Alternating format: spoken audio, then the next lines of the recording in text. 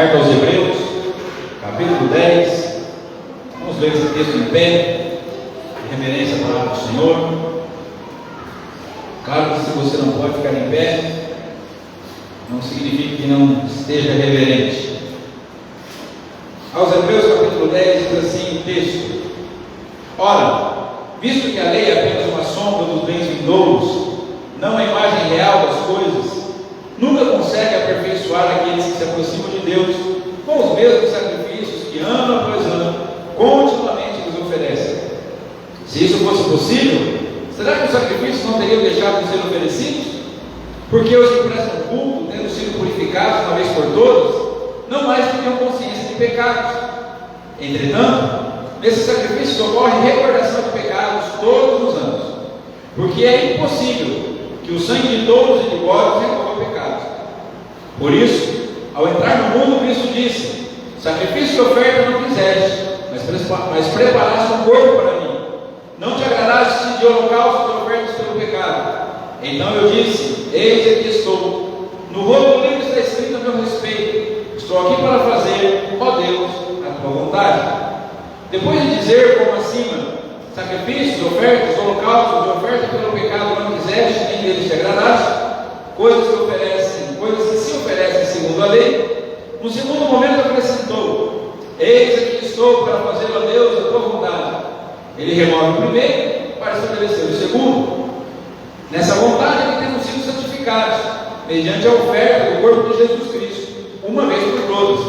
Ora, todo sacerdote se apresenta dia após dia para exercer o serviço sagrado e oferecer muitas vezes os mesmos sacrifícios que nunca jamais podem remover pecados. Jesus, porém, tendo oferecido para sempre um único sacrifício pelos pecados, assentou-se à direita de Deus, aguardando daí em diante até que os seus inimigos sejam postos por estrado dos seus pés, porque com uma única oferta aperfeiçoou para sempre os que estão sendo santificados. E disso nos dá testemunho também o Espírito Santo, porque após ter dito: esta é a aliança que farei com eles depois daqueles dias, do Senhor, imprimirei as minhas leis no coração deles, e assim escreverei sobre a sua mente. Acrescenta: também dos seus pecados, das suas iniquidades, jamais me lembrarei. Ora, onde há remissão de pecados, não existe mais necessidade de sacrifício pelo pecado. Senhor, mas desta vez queremos clamar a Ti. Queremos, antes de falarmos contigo a respeito do que precisamos ouvir, queremos ainda colocar diante de Ti a vida da irmã Maria Carolina, nossa irmã lá de Adolfo, que está passando por uma enfermidade e precisa do socorro do Senhor. Clamamos, ó Deus, por graça e misericórdia, clamamos pelo milagre da vida do teu servo. Também, Senhor, oramos em favor do pastor Valdomiro, pai da irmã Jennifer. Passou por a cirurgia essa semana, está em recuperação. Te louvamos, ó Deus, pelo recurso providenciado. Te louvamos, ó Deus, pela cirurgia que transcorreu bem. E te clamamos agora pela recuperação do teu servo, para que o organismo dele responda satisfatoriamente. Responda, Senhor, dentro da expectativa, para que o teu servo possa ser completamente restaurado e voltar, Senhor, a te servir como tem feito já há tantos anos, com tanta fidelidade e amor. E quanto a nós, pedimos que o Senhor fale conosco nessa noite, por graça e misericórdia.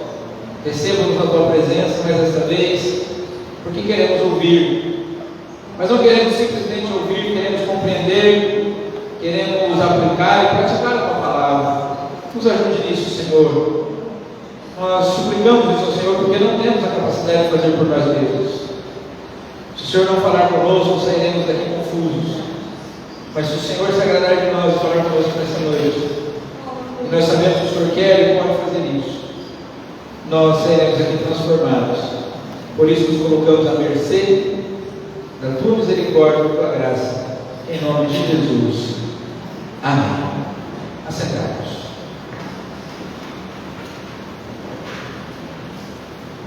Quando você está interessado em algum bem, em algum produto, você passa por uma loja, você está passeando por um shopping center, alguma coisa assim, e na vitrine algo te chama a atenção, algo te agrada, ou se você está navegando pela internet e de repente algo te chama a atenção, alguma oferta, talvez uma das primeiras coisas que você procura no anúncio é o preço, para saber se você tem condição de adquirir aquilo ou não. Antes de pensar se você precisa realmente daquilo, antes de pensar se aquilo vai ser importante para você, você quer saber quanto custa, você só quer saber qual o preço.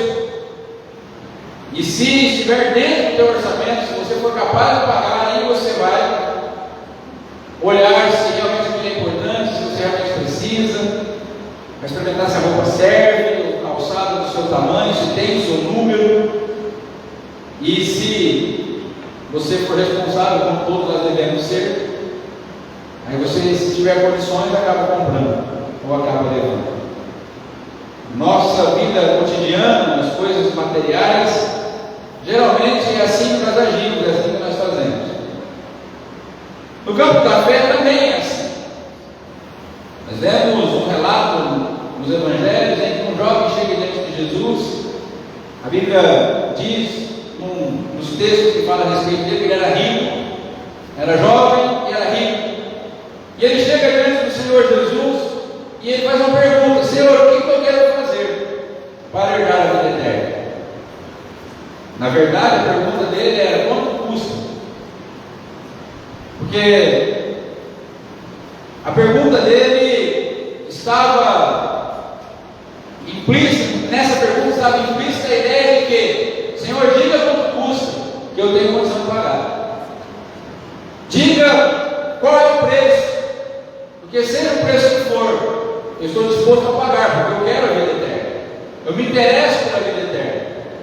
Ele ouviu falar de Jesus, ele conheceu Jesus, não sabemos como, o texto não diz, o texto não fala muito desse jovem, diz apenas que ele era alguém que estava preocupado com a vida eterna, porque Jesus falou para ele: você conhece os mandamentos?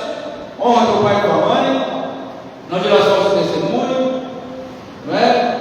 Fala dos mandamentos de relacionamento, e ele diz assim: todas essas coisas eu tenho feito desde a minha mocidade, eu tenho como pagar. Mas se estiver faltando alguma coisa, eu estou disposto a arcar com o preço. E a resposta de Jesus é extraordinária. Jesus fala assim: falta uma coisa para você. Vai, vende tudo que você tem, doa aos pobres, porque você vai ter um tesouro no céu, e aí você me segue. E no momento que Jesus dá o preço, ele percebe que não conseguiria pagar. A Bíblia diz que ele tinha muitas riquezas e saiu triste e desistiu de andar com Jesus. Porque muitas vezes nós achamos que a salvação é uma questão de poder pagar.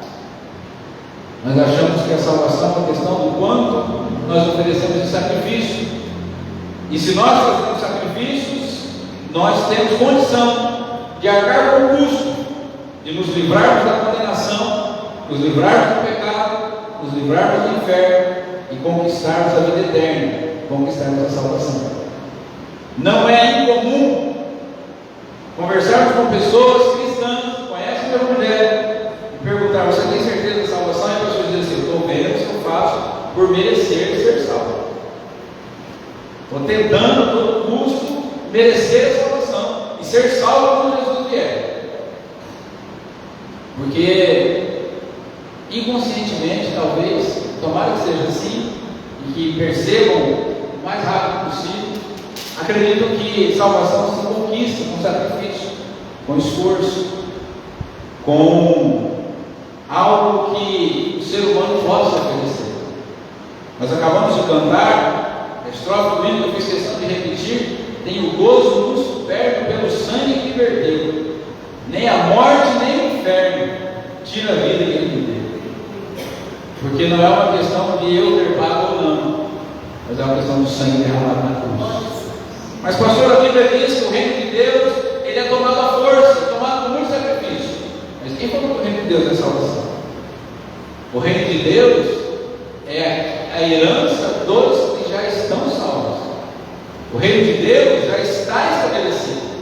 já estamos no reino de Deus. E conquistar a herança que esse reino tem para nós é com muito esforço. Mas não é a salvação. Só conquista com muito esforço o reino de Deus e toma força o reino de Deus aqueles que já foram salvos. Porque quem não foi salvo nem no reino está, nem do reino faz parte.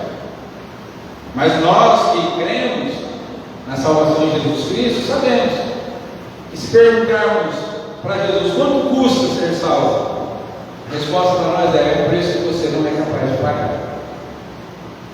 É um preço que você não tem condições de arcar com ele. No capítulo 10 dessa carta aos Hebreus que nós estamos estudando, nós somos lembrados da superioridade e da suficiência do sacrifício de Cristo, em comparação com o sacrifício do Antigo Testamento. Porque nesse texto especificamente nós vamos terminar a nossa exposição e a nossa meditação, nosso estudo, no aspecto de Jesus como sacerdote. É a última sessão que fala de Cristo como sacerdote. Mas já vimos que Jesus é um sacerdote superior do que Arão, maior do que Arão, porque Jesus é de uma ordem superior à ordem de Arão. Jesus ele é superior a Arão porque ele é um templo superior ao templo, como nós vimos na semana passada. Ele é um sacerdote maior do que Arão porque ele é de uma aliança superior. Ele é um sacerdote superior porque ele ministra debaixo de uma lei superior à lei de Arão.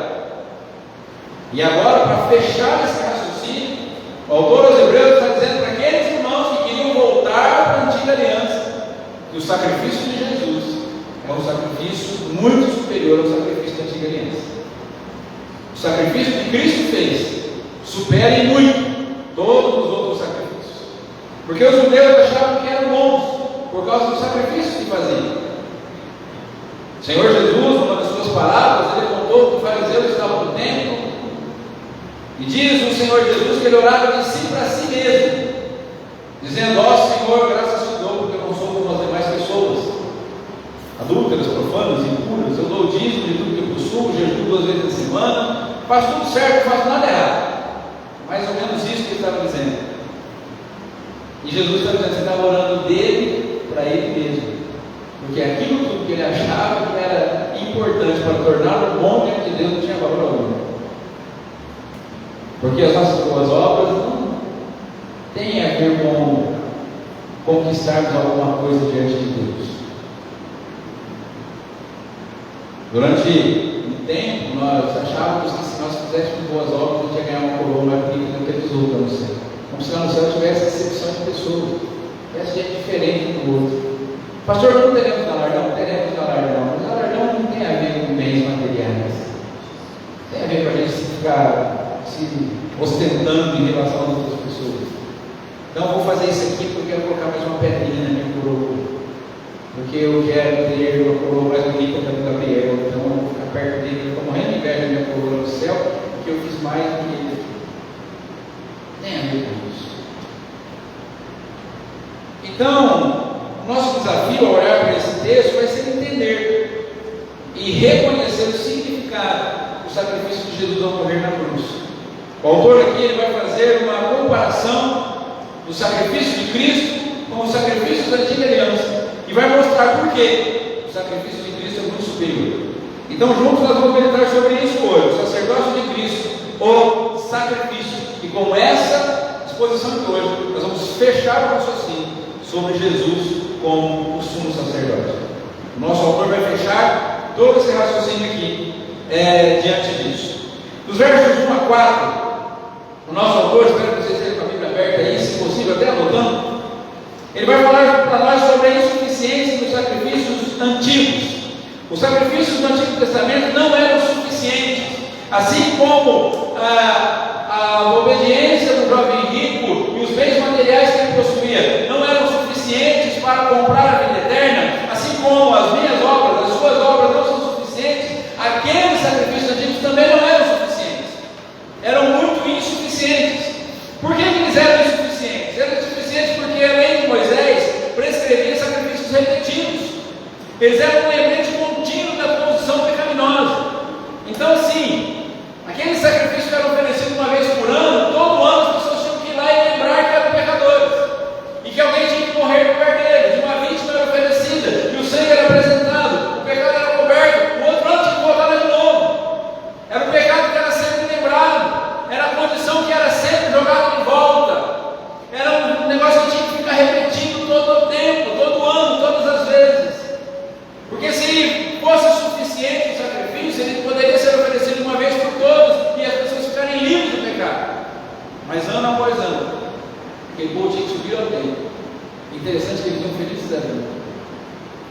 Conta-se a tradição que subiu cantando, adorando ao Senhor.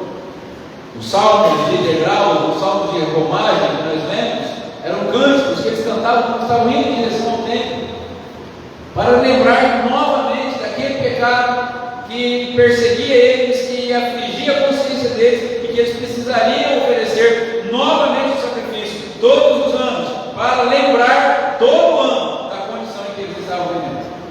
Todo ano nós precisávamos chegar lá, somos pecadores, precisamos que alguém morra no nosso lugar, precisamos que o sangue do sacrifício cubra os nossos pecados.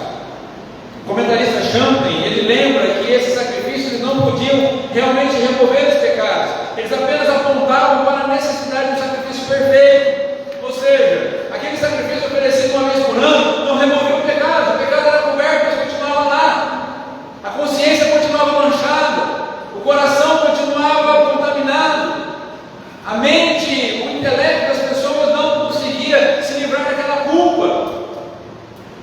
Eles eram importantes, porque já que não tinha outro, tinha que ser aquele mesmo. Eles não tinham Jesus, eles não tinham recebido ainda o Messias, eles não tinham ainda entrado na salvação. Então aqueles sacrifícios não removiam os pecados, mas toda vez que ele chegava lá, puxa, eu pego um sacrifício que resolvesse tudo isso, a gente não era mais aqui fazer isso. Talvez a gente pudesse vir aqui fazer outra coisa, mas não todos os anos vir aqui para animais morrerem no nosso lugar. A gente não leva isso muito a sério, fica imaginando, não é? Um monte de gente reunida, um animal sendo morto de forma cruel, vem de todo mundo, e aí todo mundo sabia que era por sua culpa, era você que tinha que morrer lá, e não foi você, então foi um animal no seu lugar. Mas não tinha outra opção, não tinha outro jeito.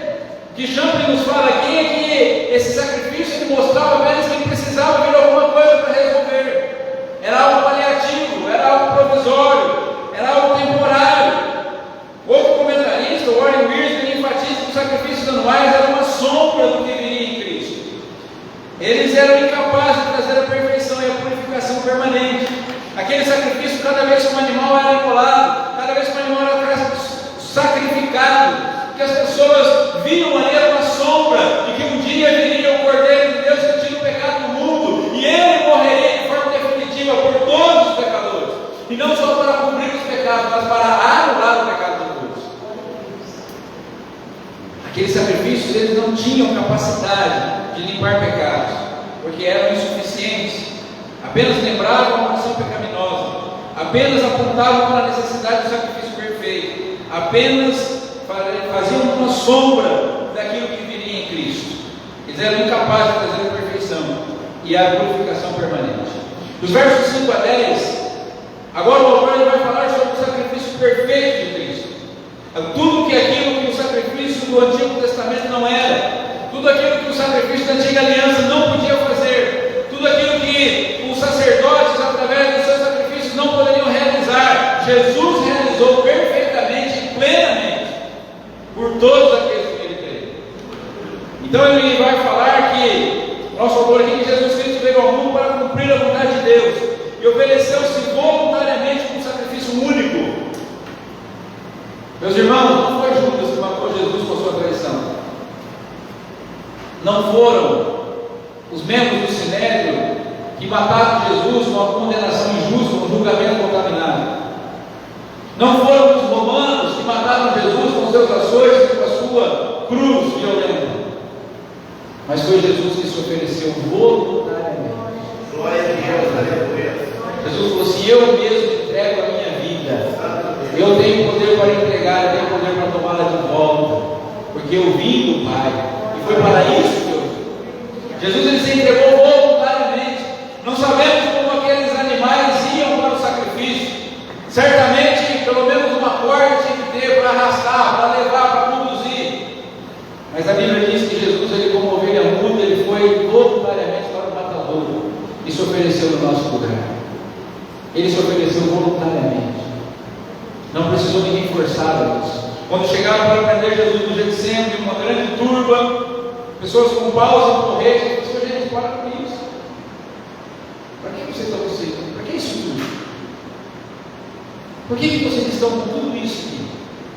Eu sigo com vocês o tempo todos os dias, vocês vão me prender, eu preciso vir desse jeito, de noite.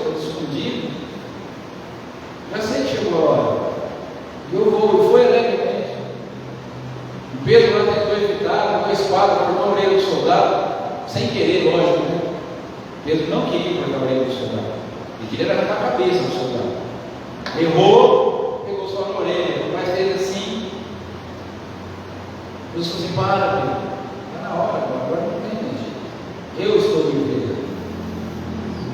Pilatos disse para Jesus assim: olha, você não sabe que eu tenho poder para soltar você? Jesus falou para você: você não teria poder nenhum se meu pai não tivesse dado.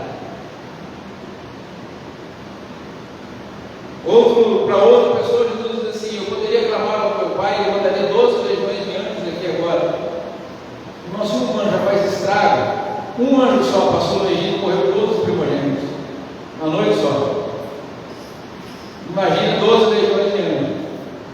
Esse mundo não ia existir mais. Eu acho que o simples fato de 12 legiões de anjos invadir a terra é suficiente para a terra acabar. Nós não suportaríamos isso.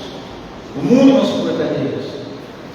Mas tendo todo esse poder, ele humildemente se entregou por causa dos nossos pecados, por cada um de nós, por toda a humanidade. Se entregou voluntariamente.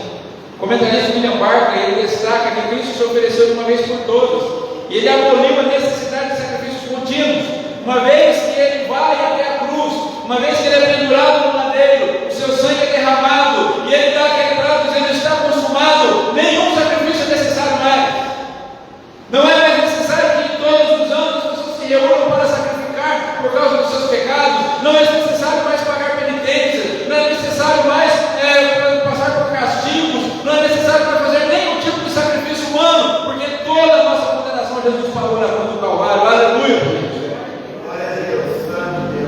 Não tem mais que ir ao templo uma vez por ano, não tem mais que sacrificar animais, não tem mais que derramar sangue, porque o sangue puro, o sangue imaculado, o sangue que limpa e que lava todo o pecado foi derramado de uma vez por todas, e não é necessário mais que sacrifício nenhum seja feito, até porque não pode lavar pecado, é insuficiente, é ineficaz. Outro comentarista, William, observa que Jesus, como sumo sacerdote perfeito, ofereceu seu próprio corpo para satisfazer a justiça divina e para nos reconciliar com Deus. Aleluia. Irmãos, a morte de Cristo é uma transação entre pai e filho. Não tem nada a ver com o diabo, não tem nada a ver com o inferno, não tem nada a ver com a morte. Nós nascemos pecadores, nós somos pecadores por natureza e nascemos afastados de Deus por causa do pecado. Então imagina a moral de Deus aqui nesse lado, que não está tão frio, né? É um lugar para o pessoal tudo lá de cá hoje. Imagina a moral de Deus aqui e a humanidade do lado de cá. Acho que eu falei o contrário, né? A moral de Deus aqui tem menos. E a humanidade toda do lado de cá. Esse grande abismo separa o homem de Deus. Esse corredor aqui, imagina um grande abismo aqui no nosso meio. Não há como passar do lado de cá para o outro lado. Não há nada que você possa oferecer que faça você transpor esse abismo. Não há nada que você possa fazer que te leve para o outro lado. Porque toda a humanidade está do lado de cá e a moral de Deus está do outro lado. E o pecado nos afastou de Deus para sempre. E o salário do pecado é a morte. A alma que pecar, essa morrerá, diz a palavra do Senhor. E para restabelecer esse relacionamento com Deus, a justiça de Deus precisava ser cumprida. O pecador deveria morrer. Mas aí Jesus vem, filho imaculado, filho amado, sem pecado, que ele diz: pai, eu vou morrer no lugar deles. Eu vou me entregar por eles. E ele assume o pecado de todos nós. E ele constrói uma ponte que nos reconcilia com Deus. Porque quando Deus olha para nós, Ele não vê mais pecadores condenados ao inferno, Ele vê pecadores que foram perdoados por causa do sangue do seu filho amado. O filho sobe na cruz e fala assim: pai, pode bater. O filho sobe na cruz e fala assim: pai, despeja sua ira. Eles merecem a ira, pai. Pai, eles merecem, então tudo bem, despeja sua ira em mim. Eu vou assumir toda essa culpa no lugar deles. E o pai não poupa, o pai desce o braço do filho. Isaías falou que o pai agradou o moelo, fazendo-o enfermar, diz Isaías, no capítulo 53 do profeta Isaías. Então Deus cumpre toda a justiça do filho, esmaga o filho na cruz. por minha causa, por sua causa. E agora a justiça foi satisfeita. E aquele sangue derramado nos reconciliou. E aí, ao terceiro dia, ele sai dentro do túmulo. Ele recupera a vida e nos leva todos juntos para o santuário celestial, onde agora nós podemos entrar. Porque ele, com o seu sangue, inaugurou o santuário celestial, aonde nós podemos ministrar. Aleluia, louvado seja o Senhor por isso. O Salmo 40, versos 6 a 8, que foi citado no texto que nós lemos, o salmista fala isso. Deus não se agrada de sangue de touros ou de bodes, esses sacrifícios não são suficientes, então eles vêm aqui para cumprir a tua vontade. Sacrifício de oferta que tu quiseste, corpo que preparaste, e o filho se entrega por causa de nós, no nosso lugar, e o sacrifício dele é suficiente. Aleluia! Louvado seja o Senhor. É glorioso saber disso. Amém? É maravilhoso saber disso. Amém? Mas também deve nos causar arrependimento. Porque se Deus não poupou o seu próprio filho, antes nos deu com ele graciosamente todas as coisas. Quem pisar no sacrifício do filho terá que enfrentar a justa justiça de Deus. Aquele que rejeitar o filho terá que prestar contas com o Senhor. Porque ele vai olhar para nós e dizer assim: você viu o que fiz com o meu filho por sua causa? E você não deu crédito. Foi por causa do seu pecado que eu fiz aquilo. Você continuou deliberadamente vivendo no pecado. Nós vamos ver isso um pouco mais à frente. Em terceiro lugar, versos 11 a 14, o autor aí vai nos falando sobre a eficácia do sacrifício de Cristo. Então, o sacrifício de Cristo é perfeito, os sacrifícios antigos são insuficientes, e o sacrifício de Cristo é eficaz.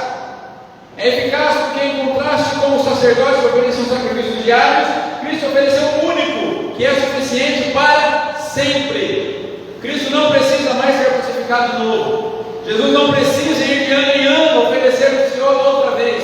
Jesus não precisa subir na cruz de novo. Uma vez por todas ele subiu na cruz, e o sacrifício dele é suficiente, é eficiente, é eficaz e perdoa os pecados de toda a humanidade para todos sempre. Aleluia. O pastor Hernandes Dias Lopes, ele ressalta que o sangue de Jesus não apenas limpa os nossos pecados, mas também nos purifica de toda injustiça. Então, quando Jesus morre na cruz, o sacrifício dele é eficaz e é poderoso e é suficiente, porque ele não só perdoa o nosso pecado, não só nos reconcilia com Deus, mas ele aplica em nós uma vacina contra o pecado agora. Instala dentro de nós um sistema de alarme, que o simples fato de chegarmos perto do pecado, nós temos a mesma atitude de José, dizer assim: não, eu não posso fazer isso contra Deus, eu não posso fazer isso contra o Senhor. 1 João 9 diz assim: se nós confessarmos os nossos pecados, ele é fiel e justo para nos perdoar os pecados e nos purificar de toda injustiça. Não significa só que o pecado é perdoado, mas que a gente recebe o poder de Deus para não mais cair no mesmo pecado. Porque quando a gente pede perdão, cai no mesmo pecado de novo, pede perdão outra vez, cai no mesmo pecado outra vez, e vai fazendo isso repetidamente, é porque não houve arrependimento verdadeiro, não houve confissão verdadeira. Porque quando há o arrependimento e a confissão verdadeira, nós recebemos uma vacina de Deus. O Espírito Santo, ele vem morar dentro do nosso coração, e todas as vezes que a gente chega perto do pecado de novo, o Espírito Santo está assim: aí não, disso aí você já está livre. O pecado não tem mais esse poder sobre Deus. Muitas vezes, ao pregar sobre a graça de Deus, as pessoas compreendem de forma errônea, dizendo assim: eu sou salvo pela graça, então posso fazer o que eu quiser. O apóstolo Paulo, escrevendo, ele diz assim: olha, porque vocês estão debaixo da graça, não debaixo da lei, vocês continuarão no pecado de forma alguma. Aqueles que morreram com o pecado, como é que continuarão nele? Então se comportem como mortos para o pecado, mas vivos para Deus. Aleluia. O sacrifício de Jesus nos limpa e nos purifica de toda injustiça. Por isso ele é eficaz, por isso ele é eficiente. A Bíblia comentada, a Bíblia de Genebra, ela também sublinha que por meio do sacrifício de Cristo nós somos santificados de uma vez por todas, sem necessidade de repetição. Quantas vezes eu preciso me converter ao longo da minha vida? Uma só. É uma só. Mas é se converter de verdade. Não é tomar um banho na água do Não é levantar a mão no culto, repetir uma oração de confissão e falar que se converteu. Não é fazer um curso de algumas aulas, receber um certificado, eu me converti, agora eu me converti. Conversão é o que a palavra diz, mudança de direção. Você está indo no caminho, entendeu que é o caminho errado. Primeira coisa, você tem que entender que é o caminho errado. Às vezes a gente vai o caminho errado e as pessoas falam assim: você tem certeza do que você está fazendo? Acho que a gente está no caminho errado. Você não, velho, tranquilo que eu sei o que eu faço. Eu sei o que eu estou fazendo. Aí você anda, não chega onde tem que chegar. Aí, em determinado momento, você toma consciência assim: ó, você está errado, não, eu estou no caminho errado. Aí o que tem que fazer? Converter. Tomar o sentido contrário do que estava indo. Isso é conversão. É o momento em que nós percebemos o quanto somos pecadores, quanto precisamos de Jesus, nos arrependemos dos nossos pecados, entregamos nossa vida a Ele, recebemos a justificação pelo sangue de Cristo, recebemos o Espírito Santo que vai nos santificando dia a dia, enquanto nos preparamos para nos encontrar com Jesus. Aleluia.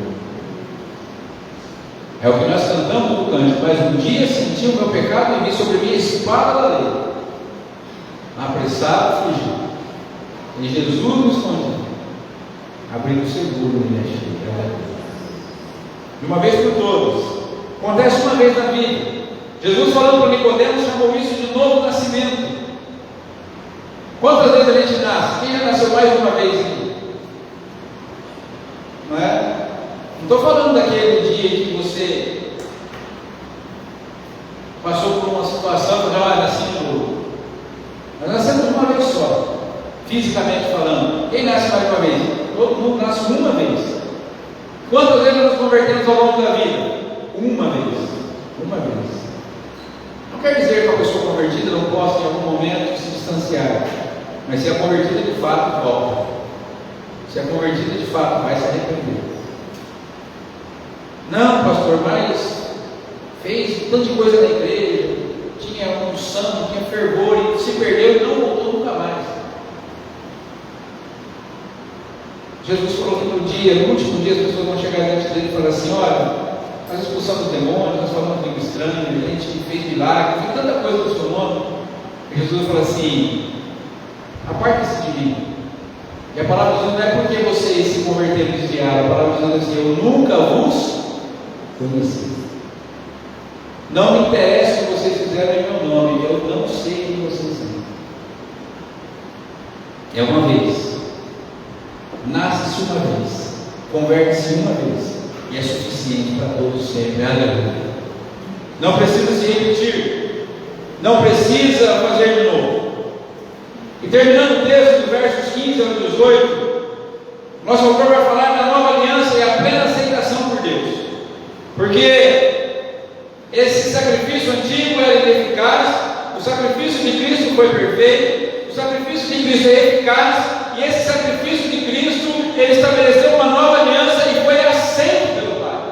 Deus aceitou o sacrifício do Filho, Deus aceitou a oferta do Filho. Pela sua morte sacrificial, Cristo inaugurou uma nova aliança, não baseada no sacrifício, mas baseada na graça e no perdão completo dos pecados. Não tem que oferecer mais nada, não tem que ser pago mais nada, não tem que fazer mais nada. Tudo está pago, tudo está resolvido, tudo está consumado. E talvez essa seja a maior crise nossa, porque lá no fundo a gente quer pagar, a gente não quer receber de graça. O Senhor chega e fala assim: salvação para você de graça. Não, como assim? Não, graça não quero. O Senhor tem que me dar eu tenho que dar alguma coisa em troca. Não quero nada em troca.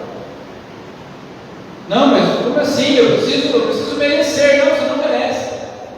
Você não merece. E ainda que você desse tudo que você tem, até a sua própria vida, não seria suficiente. Por isso que eu dei a minha vida no lugar da sua. É graça, é misericórdia, é amor verdadeiro, amor incondicional, por mim e por você, pecadores imperfeitos. Louvado seja o Senhor por isso. O comentarista Warren Wiersbe destaca para a gente que essa nova aliança que Cristo oferece, ela oferece acesso direto a Deus, sem a necessidade de mediadores humanos. Ou seja, não precisa mais de sacrifício,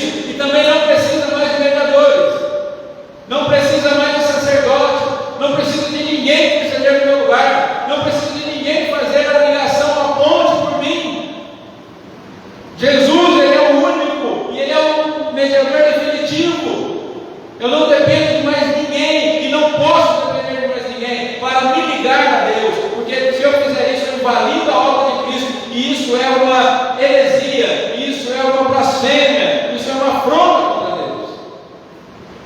Deus aceitou o sacrifício do Filho, e nem um mediador mais é necessário. Quem vai fazer mediação entre mim e o Pai? Ninguém vai fazer. Jesus já fez, está consumado. Isso não significa então que a gente não pode ter pastor, ter líderes, ter pessoas que nos lideram, que nos conduzem, que nos ensinam. Não é isso que a Bíblia diz. Nós abençoamos uns aos outros com a nossa liderança, com o nosso conhecimento, com aquilo que Deus nos tem dado, e nós podemos e devemos compartilhar, mas o relacionamento com Deus é pessoal. Cada um vai direto ao Pai, vai direto ao trono da graça. Nós não precisamos mais de nenhum mediador que faça isso por nós. O pastor Hernandes, ele enfatiza que em Cristo nós somos reconciliados plenamente com Deus, não há mais condenação. O apóstolo Paulo, escrevendo aos Romanos, ele diz: portanto, nenhuma condenação há para aqueles que estão em Cristo Jesus, daqueles que são chamados segundo o seu propósito, que não andam mais segundo a carne, mas andam segundo o Espírito de Deus. Aleluia. Não há mais condenação. Conta a história que um dia Lutero acorda e o diabo estava no pé da sua cama. E o diabo chega para ele e fala assim: olha, tem aqui a lista dos seus pecados, Lutero. Você está achando que você é grande coisa? Eu sei o que você fez. O diabo chegou para ele e falou assim: eu sei o que você fez no verão passado. E aí Lutero pega e fala assim: me dá isso aí, deixa eu ver. E tinha lá todos os pecados de Lutero. Todos, anotados um a um. Sabe aquele pecado que você esqueceu? O diabo lembra. E lembra muito bem. E ele veio para lembrar do Lutero, olha a lista. E no finalzinho da lista, lá quase sem espaço, tinha um pedacinho assim. Lutero pega a caneta e fala assim: deixa eu explicar um negócio para você. O sangue de Jesus Cristo, do seu Filho, nos purifica de todo pecado. Pega essa lista e vai embora daqui. Porque todos os nossos pecados foram cravados naquela cruz. A seta que era contra nós, diz a palavra de Deus, foi rasgada, foi picada em pedacinhos, e nós não temos nenhuma dívida mais. Estamos reconciliados perfeitamente com Deus. Temos liberdade para viver em santidade. Warren Wiersbe também destaca para a gente que quando um pecador crê em Cristo, seus pecados são todos perdoados, a culpa desaparece e a questão é resolvida completa e definitivamente. Aleluia. Então, quando a gente pergunta quanto custa, a resposta nós temos é: já está pago. Você quer? Já está pago. Imagina você chegar num restaurante. Quanto custa aí o item mais caro do cardápio? Já está pago. Você vai lá e compra. Você chegar numa loja de automóveis, ver um carro, o último modelo, quanto custa esse automóvel? Para você? Está pago. Pode a partir de embora. Mas e quanto que é o IPVA? Não precisa pagar. Mas e qual que é o consumo desse automóvel? Não, o combustível está pago também. É seu. Livre. Você entrar numa loja, roupas finas, e ver a roupa que mais te agrada, perguntar quanto custa para você? Está pago. O preço já foi pago no seu lugar. Completamente pago. Não, mas assim, só para eu saber, se eu fosse pagar, quanto seria? Você não teria condições. Não, você não me conhece. Sabe o que você está falando? Sabe como ele fala assim? Sabe o que você está falando? Eu sou bilionário, tenho dinheiro para comprar qualquer coisa no mundo. Ele vai falar assim: isso aí não. Isso aí você não pode. A nossa salvação custou o preço que nós não poderíamos pagar. Sacrifício nenhum pagaria. Um pecado nosso, um só. Não precisa nem ser físico. Um pecado nosso, concebido, cometido apenas em pensamento, é suficiente para nos mandar para o inferno. Então vamos imaginar que nós somos quase santos. E pequemos apenas uma vez por dia, só de pensamento. Quantos anos você já viveu? Faz uma conta aí, pecado por dia, 30 por mês. 30 por mês, no ano vai dar 360. Multiplica por 50. Eu sou réu de tudo isso aí. Se eu fosse uma pessoa que tivesse cometido apenas um pecado por dia ao longo da minha vida, imensamente, como é que eu pago isso? Que é impossível. Impossível. É os 10 mil talentos da parábola de Jesus. O camarada chega lá e o rei fala assim: você tem que acertar a conta comigo, camarada. Você me deve 10 mil talentos. Ele fala assim: não tem paciência que eu vou pagar, não paga nada. Equivalia a 150 mil anos de trabalho. 10 mil talentos. Jesus está usando uma hipérbole, um negócio absurdo. Mas aí o rei compareceu e disse: você quer saber? Vai embora, você não deve nada. Não serve. Essa é a dívida que foi paga por nós. Louvado seja o Senhor por isso. Então, nós podemos aprender duas lições com esse texto. A primeira delas é que nós não temos a capacidade de oferecer coisa alguma que pague o preço da nossa condenação a Deus. O que resta é a nossa obrigação do arrependimento pela fé. Nós não podemos pagar, nós somos obrigados a nos arrepender. O arrependimento é uma obrigação, não é uma sugestão, não é um pedido, não é uma solicitação. Jesus não está pedindo por favor para a gente se arrependa. Mas o apóstolo Paulo, lá em Atenas, quando estava pregando para os gregos, ele disse assim: Deus não levou em conta os tempos da ignorância, mas agora Ele ordena a todas as pessoas, em todos os lugares, que se arrependam. E as nossas avós já diziam: manda quem pode, obedece quem tem juízo.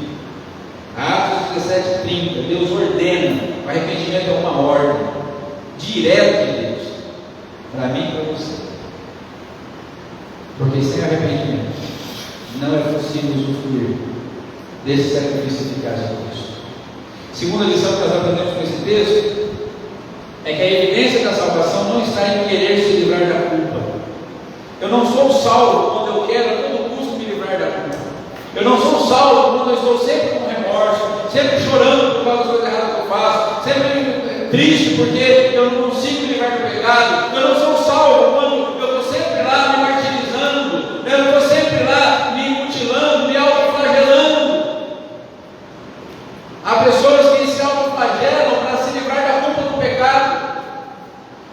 Lutero fazia isso. Lutero pagava penitências absurdas e vivia sempre preso e sempre desesperado, querendo se livrar da culpa do pecado, sempre pagando penitências e sempre fazendo sacrifícios e sempre orando, sempre pedindo misericórdia de Deus e dizendo assim: eu gostaria de ter um Deus que me amasse, eu gostaria de ter um Deus que eu pudesse amar. Mas toda vez que eu olho para Deus, eu vejo a justiça de Deus, eu vejo a ira de Deus, eu vejo a perfeição de Deus e a minha imperfeição, eu estou sofrendo.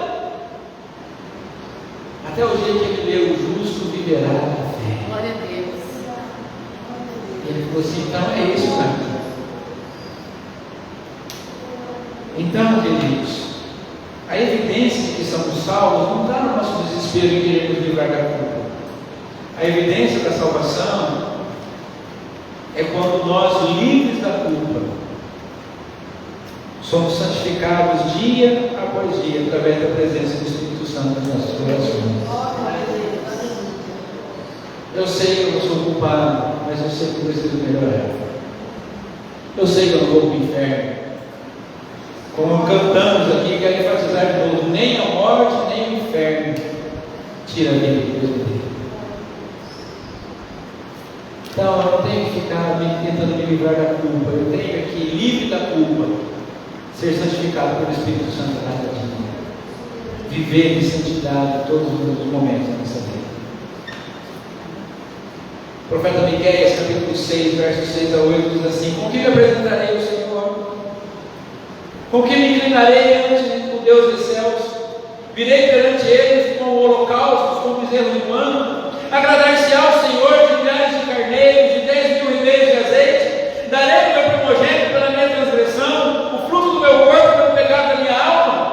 Ele te declarou ao homem o que é bom e o que o Senhor pede de ti, que pratiques a justiça, andes misericórdia e andes humildemente com teu Deus. É isso que o Senhor pede de nós. Amemos a justiça, pratiquemos a misericórdia e andemos humildemente com o Senhor. Esse texto de Hebreus 10, capítulo 10, versículo 18, nos revela a beleza e a eficácia do sacrifício de Cristo em estabelecer essa nova aliança entre Deus e a humanidade. Ele é o nosso sumo sacerdote perfeito. Ele se ofereceu de uma vez por todas para nos redimir e nos santificar diante do Pai. Então, que nós possamos viver cada dia da nossa vida em gratidão por essa obra redentora. E assim proclamemos ao mundo a maravilhosa verdade da salvação em Cristo Jesus. Que o Espírito Santo nos capacite a vivermos como testemunhas vivas da nova aliança em nosso Senhor e Salvador Jesus. E diante disso tudo, a pergunta que fica para nós é como podemos responder ao sacrifício de Cristo em nossa vida diária. Como eu e você temos respondido? Você que não entregou sua vida a Jesus ainda aqui, ou que esteja nos assistindo, ou que talvez um dia nos assista. Esse vídeo, como todos os outros, estão todos lá guardados no canal. Que atitude você tem tido diante desse sacrifício? Na sequência, nós vamos ver o que acontece quando nós negligenciamos isso. E nós precisamos hoje pensar um pouco que valor nós temos dado àquilo que Cristo fez por nós. É esse tão grande, tão valioso, tão eficaz sacrifício. Segunda pergunta: como nós podemos compartilhar a mensagem de salvação através do sacrifício de Cristo com as outras pessoas? As pessoas que não conhecem Jesus, não conhecem o Evangelho, estão ouvindo da nossa boca que elas estão perdidas? Estava ouvindo alguém contando hoje que uma pessoa famosa, entrevistando uma outra pessoa famosa, começou a falar do Evangelho, e a pessoa falou assim: mas você está me julgando? Eu disse: não, não estou te julgando, só que você vive do jeito que você quiser. Mas a verdade tem que te falar: se ele continuar vivendo desse jeito, você vai para o inferno. Isso na internet para milhões de pessoas aí. E muitas vezes não tem coragem de falar para quem está do nosso lado. Olha, o caminho que você está indo, no final é o inferno. Mas você não precisa ir para lá, Jesus morreu por você. E nós precisamos testemunhar disso, precisamos falar disso. Sabe por quê? Nós estamos vendo um tempo que as pessoas não se acham pecadores. Ninguém acha que é pecador.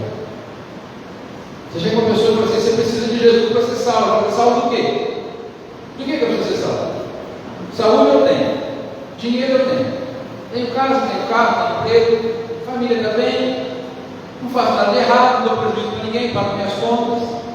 Fala assim: não, você pode ir para o inferno com tudo isso. Pode ter tudo isso e ainda assim ir para o inferno. Estávamos lá no culto da Missão Vida e falando a respeito do trabalho com as pessoas em situação de rua, e citaram uma frase do reverendo Wilson: a gente não quer mandar as pessoas para o inferno com a barriga cheia. O trabalho da missão é tirar as pessoas da rua e mandá-las para o céu. Não só tirar as pessoas da situação de mendicância, mas levar o Evangelho que transforma. E para que essas pessoas sejam salvas, para que elas vão para o céu. A gente não vai lá para distribuir comida, roupa, calçada, elas vão para o inferno bem vestidas com a barriga cheia. O reverendo falou assim: não é para isso que a missão existe. A missão existe para levar o Evangelho de Cristo às pessoas, para elas estão indo para o inferno. E para o inferno é bem pior que morar na rua, bem pior que passar fome. Então nós que já reconhecemos o sacrifício de Cristo, entregamos nossa vida ao Senhor, como temos testemunhado dessa grande salvação àqueles que não conhecem? Porque será muito triste se naquele dia, não sei se isso será possível, mas vamos imaginar que seja, pessoa querida sua olhando para você e falando assim: você sabia e não me falou. Você sabia e não me disse. Ouviu contar com testemunho de alguém que atendeu o cliente durante 20 anos. E lá um belo dia, meu irmão está na igreja, o cliente chega. O cliente falou assim: você por aqui? Sim, sou membro dessa igreja. Quanto tempo? Desde sempre. Por que você nunca falou? E aí, como é que você veio parar aqui? Eu disse, o senhor me convidou. Nós sempre tivemos amizade, sempre vi que você era gente boa, mas você nunca falou de Jesus. Ouvi um outro testemunho, isso aconteceu aqui na nossa cidade. O pastor contando que foi na barbearia de um irmão da igreja. O irmão fazendo a barba com o pastor falou assim: pastor, sabe como eu cheguei na igreja? Estava com crise no casamento, minha esposa estava grávida e perdeu o filho. A gente não sabia o que fazer. A gente saiu desesperado. E a igreja desse pastor, ela ficava no final de uma rua, vou terminar na frente da igreja. A gente saiu desesperado, deu de frente, carro para a igreja. E eu entrei na igreja. Entrei lá, Deus falou comigo e a gente está lá. Sabe o que eu descobri? Tem um monte de cliente meu aqui perto da igreja. Eu não sabia. Ninguém falou para mim. Ninguém. Precisou de uma tragédia para a igreja. E ninguém da igreja tinha falado de Jesus para mim. Meus clientes sentavam na minha cadeira todos os dias. Não falaram do evangelho para mim. Eu precisei descobrir através da tragédia. Não sei se alguém tivesse falado, a tragédia teria acontecido. Não sei, talvez sim, talvez não. Mas é triste para esses irmãos que tiveram a oportunidade de não aproveitar. Que nós possamos aproveitar cada oportunidade, irmãos, de falar das pessoas que existe uma condenação que pesa sobre todo pecador e que a falta de arrependimento vai levar para o inferno. E elas precisam se arrepender o mais rápido possível, porque Jesus está voltando. Vamos ficar em pé, vamos orar?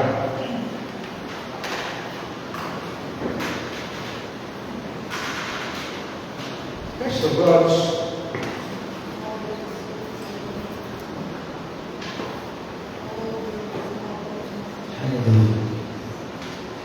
Vamos orar por um momento. Como nós temos pensado, que atitude nós temos tido em relação ao sacrifício de Jesus?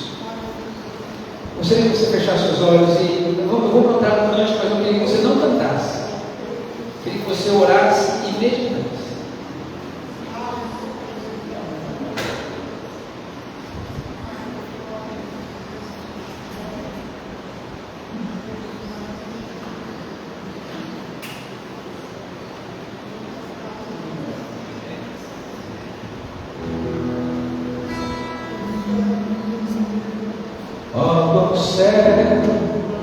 Andei e perdido paguei, longe, longe do meu Salvador,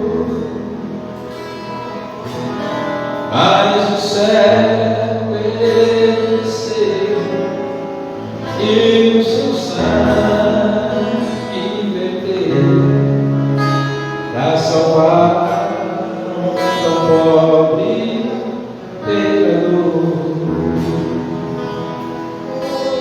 Foi na cruz, onde um dia eu vi meu pecado castigado em Jesus.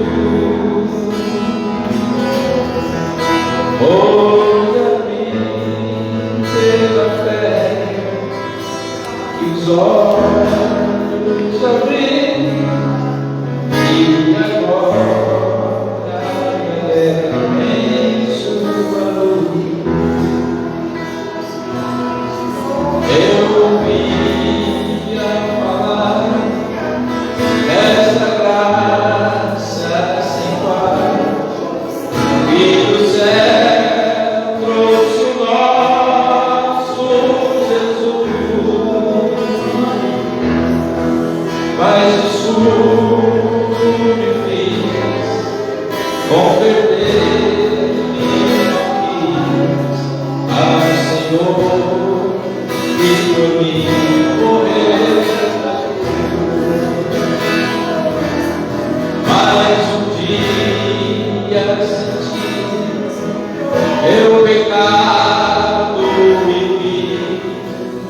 sobre mim a espada da lei,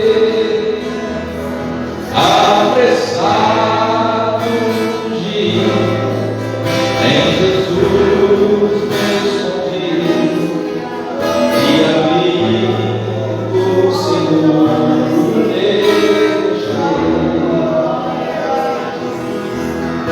Quão ditoso então este meu coração, conhecendo o excelso amor,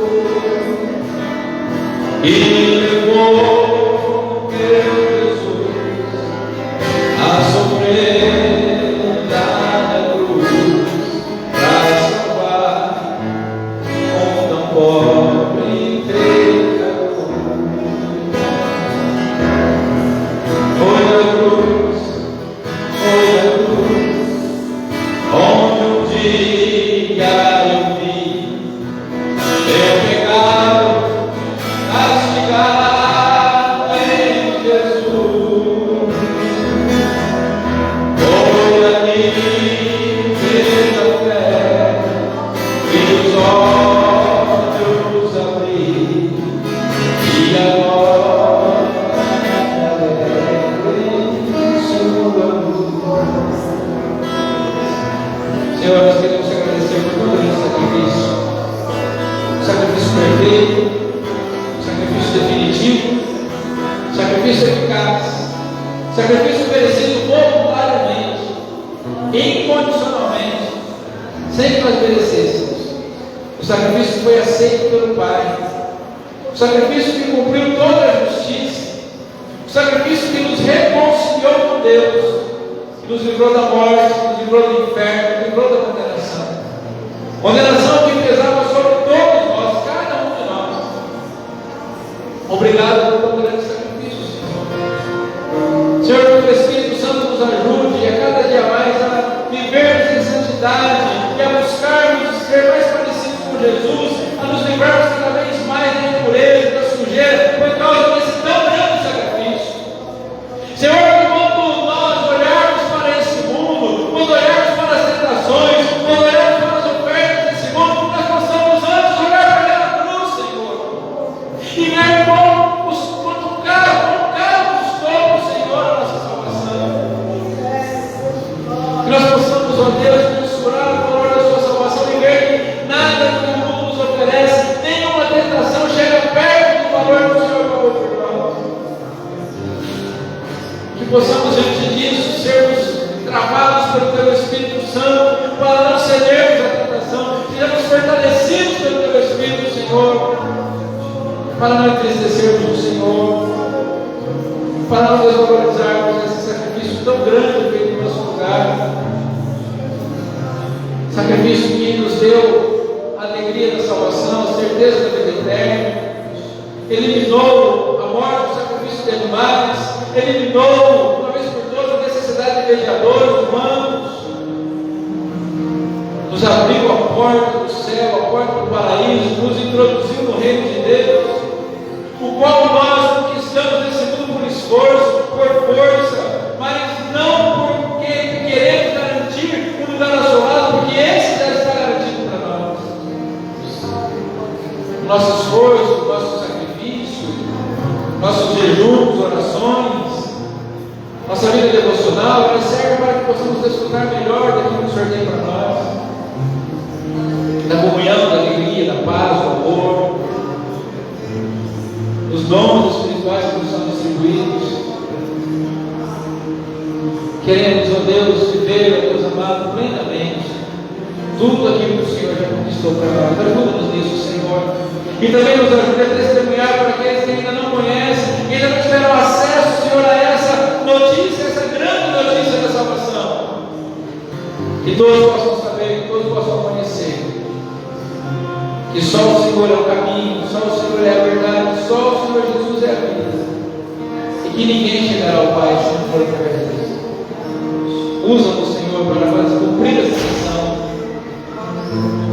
Capacita-nos, fortalece-nos, dê-nos graça,